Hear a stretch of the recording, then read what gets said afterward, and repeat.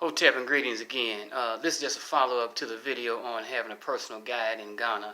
I didn't tell you, you may already understand it or think it anyway, but you have to pay the expenses now.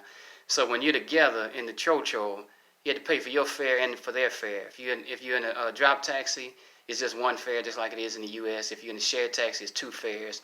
But the fare is only like $1 or $2. It doesn't cost much. But you will be responsible for your personal guide's expenses, and the expenses for the most part are just transportation as you're moving around the city. You know, if you eat, you want to buy something to eat, you want to buy them something too, then that's good because it doesn't cost but $1 or $2 for a meal. It's not very expensive, unless you like high-end places, and they have high-end places.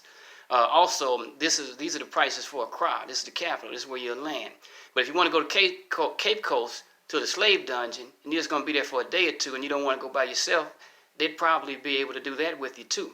But if you have a guide with you that's traveling with you, still have to pay them the same amount of money per day plus the expenses, which means a hotel room.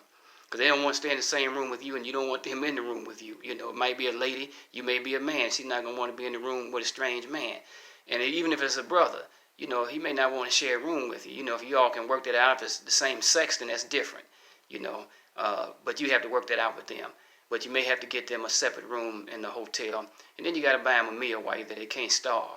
You know, but you can work all that out. If you don't have to have a guide to go to Cape Coast, you can just use them to get you to the transportation to Cape Coast. But everybody got to go to Cape Coast. If you're in Ghana, if you go to Ghana, and especially if you haven't been before, it's worth the price of the ticket to tour that slave dungeon in Cape Coast and or Elmina. They only like about 8 miles apart. Both of them are UNESCO World Heritage Sites.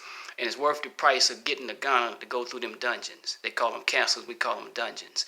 And one of these guides can go along with you if you want them to.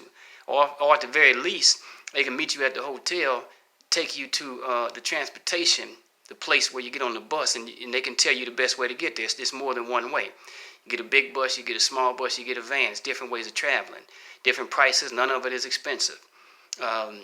$25 at the most, and I don't even think it's that much really to get from Accra to Cape Coast.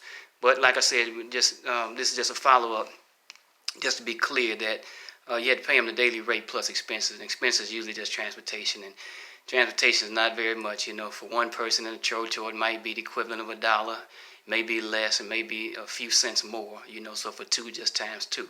And with a shared taxi, you had to pay for each person in the taxi. It's not very much either. Instead of $1, it might be $1.50 or $3. You know, in a drop taxi, it's the same price whether it's one person or 5 people in there, so it doesn't really matter. It doesn't come into play.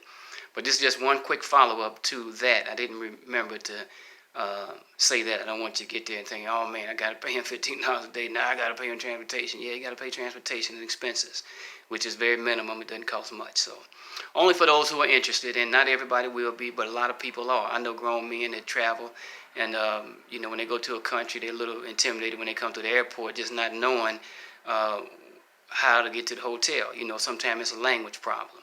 In Ghana, it's not a language problem because everybody speaks English. You know, but even with that being said, sometimes people just don't know. You know, and they all out there hollering at you. You know, when you get to Ghana, you come through customs outside, and you by yourself, and they can tell you not no Ghanaian. Most of us, they can tell. Everybody's trying to come grab your bags. You don't know what's going on. They put their hands on your luggage, trying to get you to come here. You get it, come. You know where you going? You come, you know, they can be very aggressive. And they're not going to hurt you. It's not, you know, they ain't going to rob you or do nothing to you, but it's a little intimidating sometimes. So if you have a local person with you, they keep all that at bay, and the people respect that. If you got a local person, and they take it to the beaches too, Labadi Beach, Tawala Beach, take it to Jamestown, take it to some other places you don't know anything about, you know, if you leave it up to them, and they can show you all around. Anyway, it's just easier if you have a local person on a number of different levels. If you go to the beach by yourself, and I've been there for years, you know, and they own me like we say white on rice at the beach. They can tell how they call me O'Bruni. They can tell, even if they don't call me that, you know, they know I'm from outside, you know, and the hawkers, you know, they don't give me no break. But if I have a local Ghanaian with me, a girlfriend, lady friend, wife, whatever, or a partner, you know, Ghanaian, they keep the hawkers at bay. The hawkers don't bother you as bad if you were a local. So the locals will work on a number of different levels. It's to your benefit. Okay, that's what I forgot to say in the first video. So peace, love, and success. Bye.